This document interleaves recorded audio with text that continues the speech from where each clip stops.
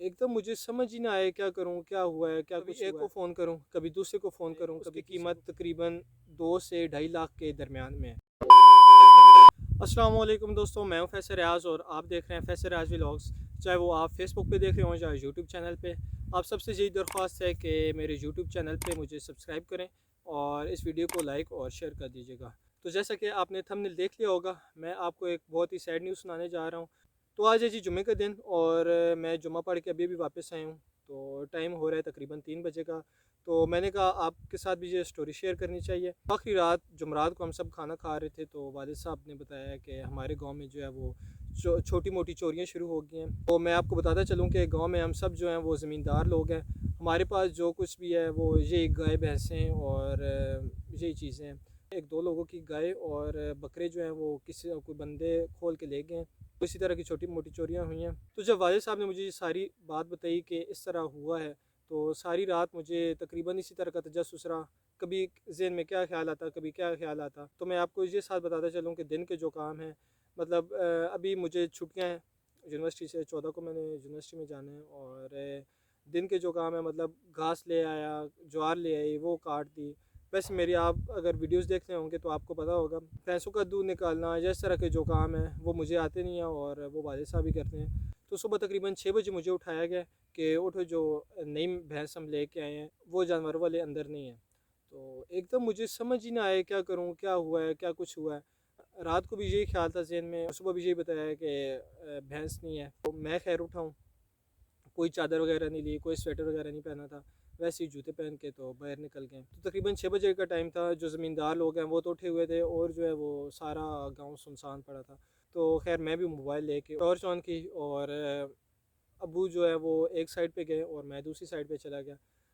कभी एक को फ़ोन करूं, कभी दूसरे को फ़ोन करूं, कभी तीसरे को करूं। तो खैर मोहल्ले में जितने भी बंदे थे सबको फ़ोन किया और सबसे पूछा कि हमारी भैंस जो है वो आपकी तरफ तो नहीं आई। और दूसरी तरफ मेरे जहन में ये भी ख्याल था कि चोरियां वगैरह हो रही हैं, क्या होगा। और कम से कम मैं आपको ये साथ बताता चलूँ कि एक नॉर्मल भैंस, उसकी कीमत तकरीबन 2 से ढाई लाख के दरमियान में है। और खैर मैंने सबको फ़ोन किया, फ़ारूक शाह जिसको आप कई वीडियोस में देखते रहते हैं, और भी बहुत से पड़ोसी हैं, मैंने सबको फ़ोन किया। खैर किसी ने नहीं कहा कि हमारी साइड पे आई है या हमने कुछ देखा है। तो खैर मोबाइल लेके कभी एक साइड पे जाऊँ, कभी दूसरी साइड पे जाऊँ।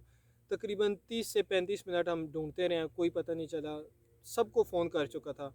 अब्बू जो हैं वो रोड वाली साइड चले गए और मैं नीचे दूसरी साइड पे चला गया हूँ। ढूंढ ढूंढ ढूंढ के कोई ख्याल नहीं आया। एक साइड से मैं घर वापस आया हूँ और दूसरी साइड से अब्बू वापस आए हैं। खैर दोनों को नहीं पता था किस साइड पे है भैंस, किधर गई है, क्या हुआ है। हमारे घर के जो बाहर जानवरों वाला हिस्सा है उधर कुछ मिट्टी लगी हुई थी, मतलब अभी जैसे गांव में लगाते हैं, अभी वो ताज़ी ताज़ी लगी हुई थी।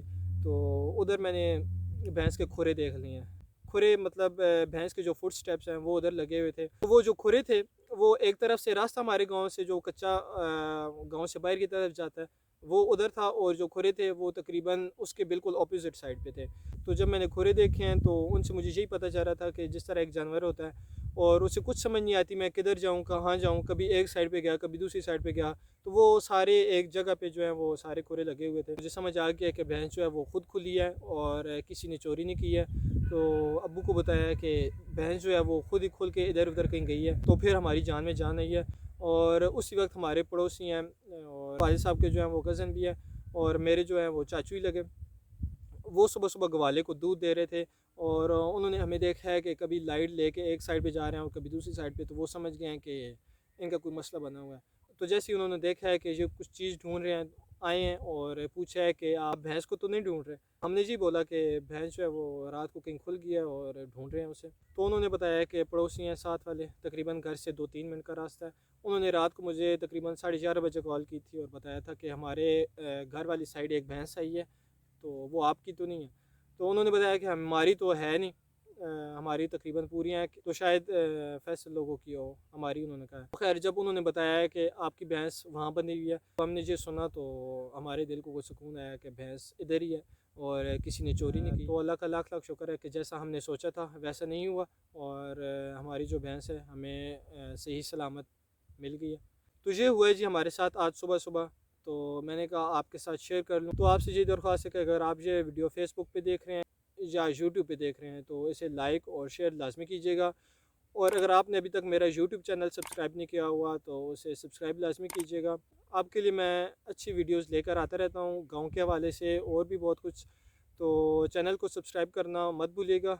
मिलते हैं नेक्स्ट व्लॉग में, तब तक के लिए अल्लाह हाफिज़।